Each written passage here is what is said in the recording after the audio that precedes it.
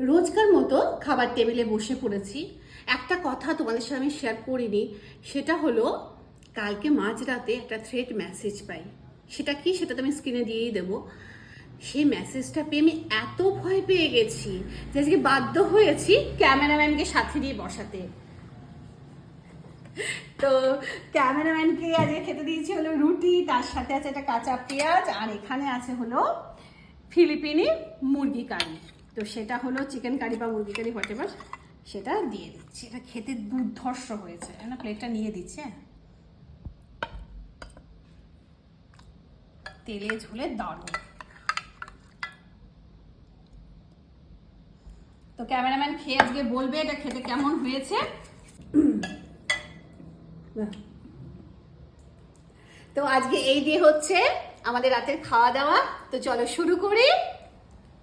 শুভরাত্রি।